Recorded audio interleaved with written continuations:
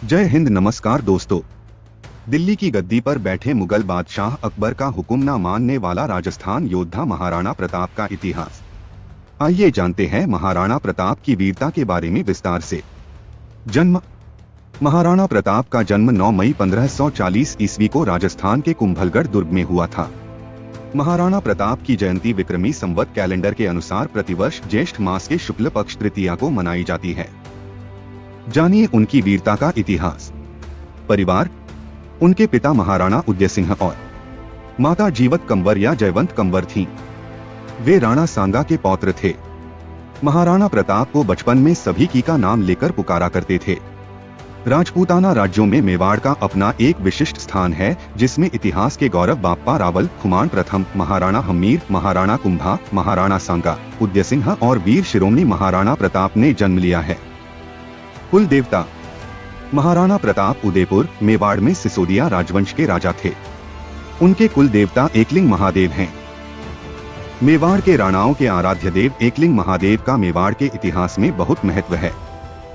एकलिंग महादेव का मंदिर उदयपुर में स्थित है। मेवाड़ के संस्थापक बाप्पा रावल ने 8वीं शताब्दी में इस मंदिर का निर्माण करवाया और एकलिंग की मूर्ति की प्रतिष्ठापना की थी। दिल्ली की सल्तनत। प्रताप के काल में दिल्ली में मुगल सम्राट अकबर का शासन था, जो भारत के सभी राजा महाराजाओं को अपने अधीन कर मुगल साम्राज्य की स्थापना कर इस्लामिक परचम को पूरे हिंदुस्तान में फहराना चाहता था। 30 वर्षों के लगातार प्रयास के बावजूद महाराणा प्रताप ने अकबर की अधीनता स्वीकार नहीं की, जिसकी आस लिए ही वह इस दुनिया से चला गया। महाराणा की प्रतिज्ञा। महाराणा प्रताप ने भगवान एकलिंग जी की कसम खाकर प्रतिज्ञा ली थी कि जिंदगी भर उनके मुख से अकबर के लिए सिर्फ तुर्क ही निकलेगा और वे कभी अकबर को अपना बादशाह नहीं मानेंगे। अकबर ने उन्हें समझाने के लिए 4 बार शांति दूतों को अपना संदेशा लेकर भेजा था, लेकिन महाराणा प्रताप ने अकबर के हर प्रस्ताव को नामंजूर कर दिया था। महाराणा प्रताप की शक्ति और उनका घोड़ा। महाराणा प्रताप के पास उनका सबसे प्रिय घोड़ा चेतक था। महाराणा प्रताप जिस घोड़े पर बैठते थे, वह घोड़ा दुनिया के सर्वश्रेष्ठ घोड़ों में से एक था। ऐसा कहा जाता है कि महाराणा प्रताप तब 72 किलो का कवच पहनकर 81 किलो का भाला अपने हाथ में रखते थे। भाला, कवच और ढाल तलवार का वजन कुल मिलाकर 208 किलो था। राणा 208 किलो वजन के साथ युद्ध के मैदान में उतरते थे। सोचिए तब उनकी शक्ति क्या रही होगी। राज्याभिषेक। महाराणा प्रताप का राज्याभिषेक गोगुंदा में हुआ था। युद्ध की विभीषिका के बीच राणा उदयसिंह ने चित्तौड़ त्याग कर अरावली पर्वत पर डेरा डाला और वहां उदयपुर के नाम से नया नगर बसाया, जो उनकी राजधानी भी बनी। उदयसिंह ने अपनी मृत्यु के समय भटियानी रानी के प्रति आसक्ति के चलते अपने छोटे पुत्र जगमल को गद्दी सौंप दी थी, जबकि प्रताप ज्येष्ठ पुत्र होने के कारण स्वाभाविक उत्तराधिकारी थे। उदयसिंह के फैसले का उस समय सरदारों और जागीरदारों ने भी विरोध किया था। दूसरी ओर मेवाड़ की प्रजा भी महाराणा प्रताप से लगाव रखती थी। जगमल को गद्दी मिलने पर जनता में विरोध और निराशा उत्पन्न हुई।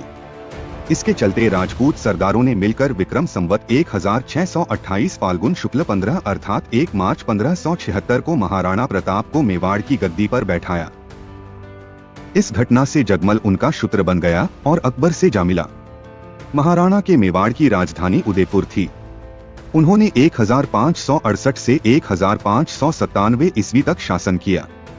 उदयपुर पर यवन तुर्क आसानी से आक्रमण कर सकते हैं, ऐसा विचार कर तथा सामंतों की सलाह से प्रताप ने उदयपुर छोड़कर कुंभलगढ़ और गोगुंदा के पहाड़ी इलाके को अपना केंद्र बनाया। और फिर जगमल जा मिलता है अकबर से। जगमल नाराज होकर बादशाह अकबर के पास चला जाता है और बादशाह ने उसको जहाजपुर का इलाका जागीर में प्रदान कर अपने पक्ष में कर लिया। इसके पश्चात बादशाह ने जगमल को सिरोही राज्य का आधा राज्य प्रदान कर दिया। इस कारण जगमाल की सिरोही के राजा सुल्तान देवड़ा से दुश्मनी हो गई और अंत में सन 1583 में हुए युद्ध में जगमाल मारा गया। जिस समय महाराणा प्रताप सिंह ने मेवाड़ की गद्दी संभाली, उस समय राजपूताना बेहद नाजुक दौर से गुजर रहा था।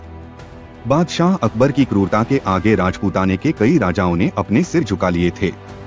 कई वीर प्रतापी राज्यवंशों के उत्तराधिकारियों ने अपनी कुल मर्यादा का सम्मान भुलाकर मुगलिया वंश से वैवाहिक संबंध स्थापित कर लिए थे।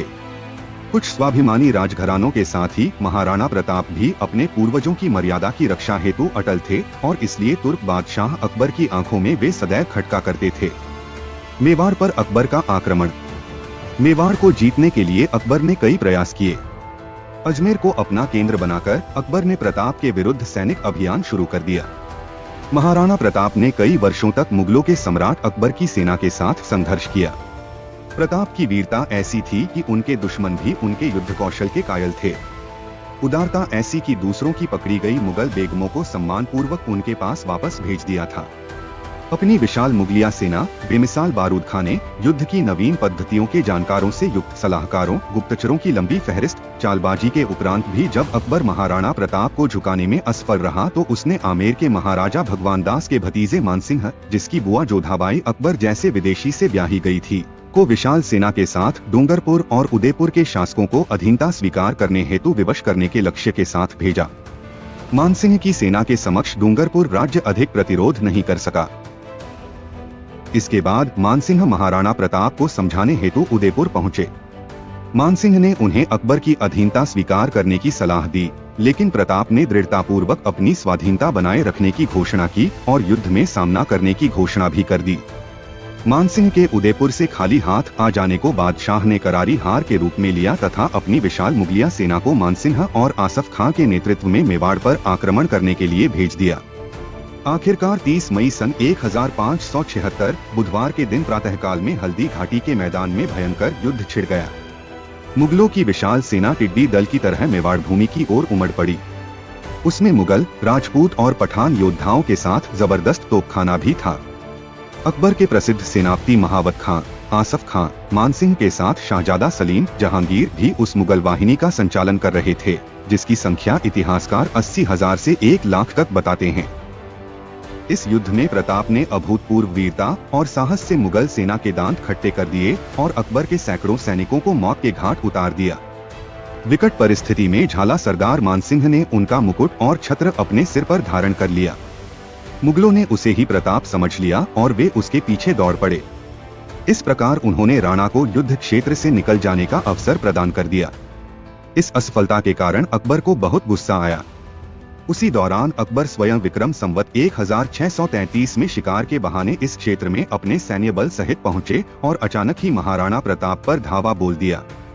प्रताप ने तत्कालीन स्थितियों और सीमित संसाधनों को समझकर स्वयं को पहाड़ी क्षेत्रों में स्थापित किया और लघु तथा छापामार युद्ध प्रणाली के माध्यम से शत्रु सेना को हतोत्साहित कर दिया। बादशाह ने स्थिति को भांपकर वहां से निकलने में ही समझदारी समझी। एक बार के युद्ध में महाराणा प्रताप ने अपने धर्म का परिचय दिया और युद्ध में एक बार शाही सेनापति मिर्जा खान के सैन्य बल ने जब समर्पण कर दिया था तो उसके साथ में शाही महिलाएं भी थीं। महाराणा प्रताप ने उन सभी के सम्मान को सुरक्षित रखते हुए आदरपूर्वक मिर्जा खान के पास पहुंचा दिया। जहांगीर से युद्ध। बाद में हल्दी घाटी के युद्ध में करीब 20,000 राजपूतों को साथ लेकर महाराणा प्रताप ने मुगल सरदार राजा मानसिंह के 80,000 की सेना का सामना किया। इसमें अकबर ने अपने पुत्र सलीम, जहांगीर को युद्ध के लिए भेजा था। जहांगीर को भी मुंह की खाना पड़ी और वह भी युद्ध का मैदान छोड़कर भाग गया। बाद में सलीम ने अपनी सेना को एकत्रित कर फिर से महाराणा प्रताप पर आक्रमण किया और इस बार भयंकर युद्ध हुआ। इस युद्ध में महाराणा प्रताप का प्रिय घोड़ा चेतक घायल हो गया था। राजपूतों ने बहादुरी के साथ मुगलों का मुकाबला किया, परंतु मैदानी तोपों तथा बंदूकधारियों से सुसज्जित शत्रु की विशाल सेना के सामने समूचा पराक्रम निष्फल रहा।